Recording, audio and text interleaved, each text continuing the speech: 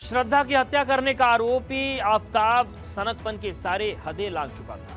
सूत्रों के मुताबिक हत्या का आरोपी श्रद्धा के कटे सिर का रोज मेकअप करता था, उससे घंटों बातें करता था और जब गुस्सा आ जाता था तो कटे सिर को बुरी तरीके से पीटता था।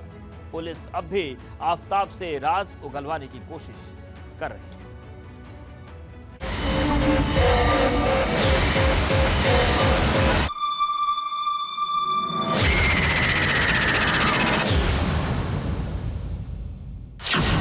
आफताब की सनक का खुलासा।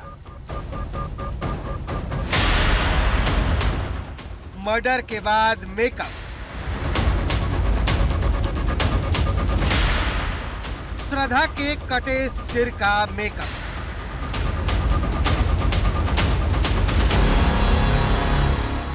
कटे सिर से घंटों बैठकर बात।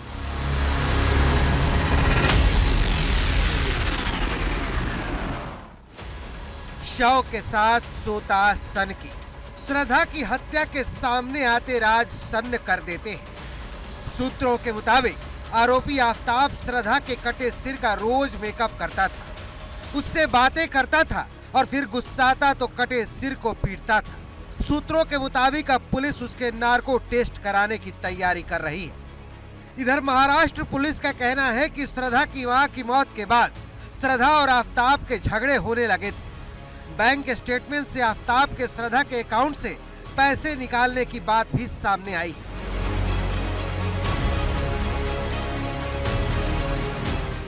बैंक डिटेल्स के हिसाब से 18 तारीख को 50,000 उसने निकाला है, मतलब अकाउंट से विड्रॉ हुआ है। उसके बाद में 6,000 ऐसा 2-3 बार उसका पैसा विड्रॉ हुआ है वो अकाउंट से, श्रद्धा के अकाउंट से।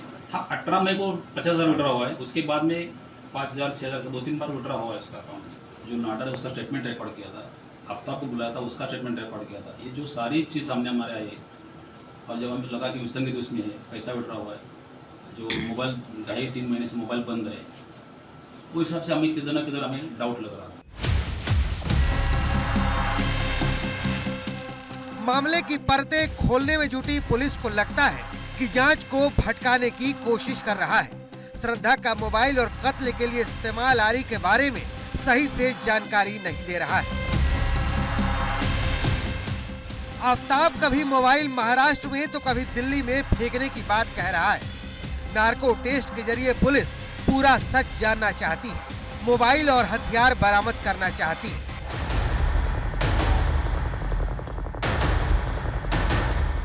मामले में लव जिहाद के सवाल पर शिवसेना उद्धव गुट ने कहा कि अगर कानून कुछ नहीं करेगा तो समाज को ही कुछ करना पड़ेगा। उसके ऊपर ये जांच चलेगी। हाँ, कानून काम करेगा नहीं। जो हमारे पास अब एविडेंस दिख रहा है कि उसने ही किया है, ऐसे लोगों को मेरे बाजार में फांसी पर लटकाना चाहिए, चाहे कोई भी हो। और खास करके हमारी लड़कियां जिस तरह से चंगुल में फंस जाती है, तो लड़कियों ने भी हमारी विचार करना चाहिए कि हम क्या करने जा रहे हैं। उस लड़की के पिता का आक्रोश में देख रहा था, वो बार बार उसको समझा रहा था, पढ़े लिखे लोग हैं कि आप गलत करने जा रही हो, आप ये मत करिए। और लड़के मानने को तैयार नहीं। इस प्रकार की घटनाएं बार बार सामने आ रही है। इस बीच महाराष्ट्र के मुख्यमंत्री एकनाथ शिंदे ने कहा कि आरोपी को कड़ी से कड़ी सजा मिलनी चाहिए। वो तो दिल्ली में हुआ है और उसके ऊपर ये बहुत ही दुर्भाग्यपूर्ण घटना है और उसे कड़ी से कड़ी कठोर सजा होनी चाहिए। और बिल्कुल ये दिल्ली सरकार आरोपी आफताब अमीन पूनावाला शुरुआत से ही पुलिस को चकमा दे रहा था।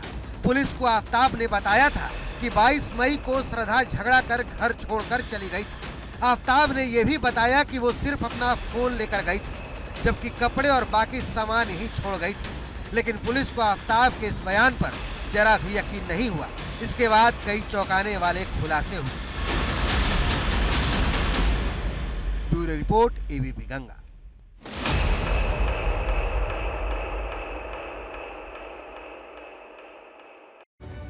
जिस तरीके से श्रद्धा की हत्या की गई, ठीक वही पैटर्न आजमगढ़ में दिखा है।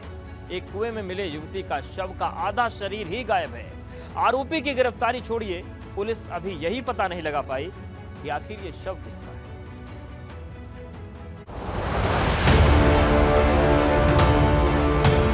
आजमगढ़ में एक युवती का शव मिला, लेकिन वो शरीर केवल टुकड़ा था। अहरौला इलाके के गांव में कुएं में मिले शव के हाथ, पैर और सर तीनों गायब थे। युवती के शरीर के टुकड़े की सूचना तो मौके पर भारी भीड़ जमा हो गई। स्थानीय लोगों ने पहचानने की कोशिश की, लेकिन इलाके के किसी महिला के गायब होने की जानकारी नहीं थी। मामले की जानकारी मिलते ही पुलिस मौके पर पहुंची। थाना अहरौला क्षेत्र अंतर्गत पश्चिम पट्टी गांव के बाहर और 150 मीटर की दूरी पे एक कुएं में एक डेड बॉडी मिलने की सूचना थी। स्थानीय पुलिस मौके पर पहुंची है। डेड बॉडी को बाहर निकाला गया है। किसी अज्ञात महिला का शव है, जिसको अलग अलग बॉडी पार्ट्स मिले हैं। कुछ अभी शिनाख्त नहीं हो पाई है और पुलिस के द्वारा डेड बॉडी को कब्जे में लेकर शिनाख्त के लिए भेजा गया है। मौके पर फोरेंसिक टीम, डॉग स्क्वाड सभी को बुलवाया गया है।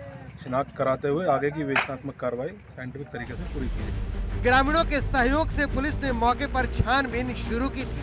फोरेंसिक और डॉग स्क्वाड की टीम ने भी जांच की, लेकिन कोई सुराग नहीं मिला। आशंका जताई जा रही है कि हत्या के बाद शव को गांव के कुएं में फेंक दिया गया। फिलहाल पुलिस पड़ताल में लगी है कि किसी थाने में किसी युवती के गायब होने की सूचना दर्ज है कि नहीं। Bureau report, ABP Ganga.